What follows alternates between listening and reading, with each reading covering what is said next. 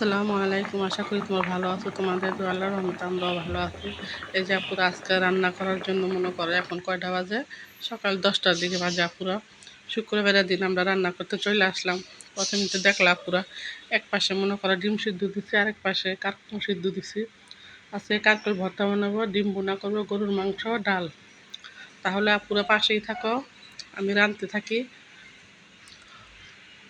আমাদের রান্নাটা কেমন হয় তোমরা তার খেতে পারবা না, পুরা দেখেই বলবা। কারণ যেটা মজা হয় পুরা দেখলেই বোঝা যায় এটা মজা হবে, আর যেটা মজা না হবে দেখলেও বোঝা যায় এটা মজা হবে না। তাহলে এই যে দেখো, তোমাদের ভাইয়া সকাল সকাল গরুর মাংস নিয়ে আসছে, আর বললো ডাল রান্না করতে, এগুলো রান্না করতে বললো। আমি যে রান্নাটা বসাই দিলাম, এক পাশে ডাল, কাঠকলা ডিম সিদ্ধ তো হয়ে গেছে পুরো, আরেক পাশে ভাত বসাই দিলাম। আর এই যে মনে করো ডাল বসাই দিলাম। এখন এই যে গরুর মাংসটা ভালো করে ধুয়ে মাখায় চাখায় বসাই দিব, এই জন্য পুরা এই যে ধুয়ে নেওয়া হয়েছে। এখন ধুয়ে দিলাম গরুর মাংসটা পুরো একদম, দুই একটা হাড় আছে কিন্তু তেল তেল অনেক টেস্ট হয়েছিল পুরো গরুর মাংসটা, একদম টাটকা ফ্রেশ মাংস তোমাদের ভাইয়া নিয়ে আসছে। এখন আপুরা আমরা তোমাদের ভাইয়া প্রতি শুক্রবারই মনে করো গরুর মাংস নিয়ে আসে, মাঝখানে তো আছে পুরা মুরগির মাংস আছে। তোমরা আমার পাশেই থাকবা, দেখবা, আমাদের বেশি বেশি লাইক কমেন্ট শেয়ার করবা, বেশি বেশি সাবস্ক্রাইবার করে দিবা পুরা। তোমরা আমার পাশেই থাকবা। এই যে দেখো মাংসটা মাখা চাখায় আজকে বসায় দিব। এই যে হলুদ মরিচ ধনিয়ার গুঁড়া সবই দিয়ে দিতেছি, একে একে যা যা লাগে দিয়ে মাখা চাখায় বসায় দিব।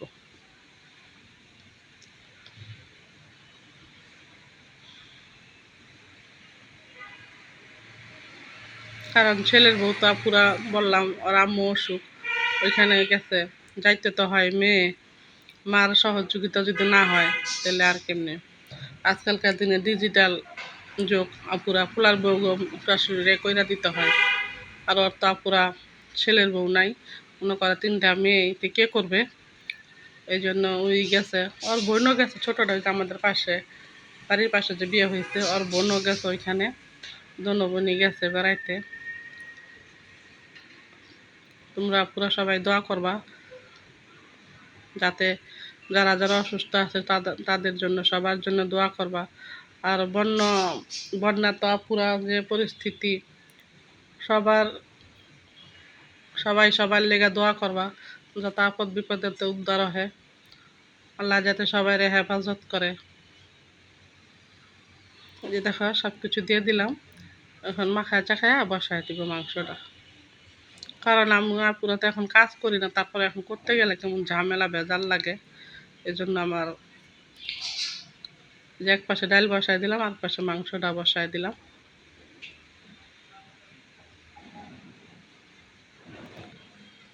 ডাল পুরো অনেকদিন পরে রান্না করলাম।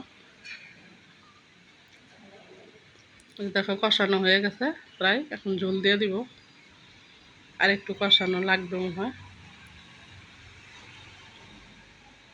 ওই যে ঝোল দিয়ে দিলাম, মাংসটা কষানো হয়ে গেছে। আজকে পুরো একটা ঝোল ঝোল রান্না করলাম মাংসটা।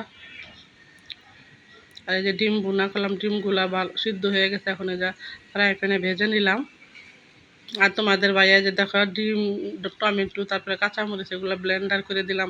তোমাদের ভাইয়া যে পেঁয়াজ খাইতে চায় না, বুঝো করে পেঁয়াজ দেখলে আর মাথা গরম হয়ে যায়, এই জন্য বুনার মধ্যে ব্লেন্ডার করে দিলাম। টমেটো এগুলো সব একসাথে ব্লেন্ডার করে দিলাম। কারণ কিছু কিছু জিনিস আপুরা আছে এটার মধ্যে পেঁয়াজ না দিলে হয় না। যেমন ধরো কোনো কিছু বুনা টুনা রাঁধতে গেলে একটু পেঁয়াজ লাগে বেশি, তোমাদের ভাইয়া পেঁয়াজ দেখতে পারে না, পেঁয়াজ দেখলে আর মাথা গরম হয়ে যায়।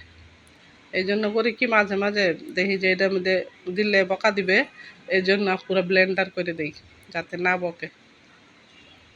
এই যে একটু হলুদ মরিচ দিয়ে দিলাম একটু একটু করে, আর একটু আদা দিয়ে দিলাম।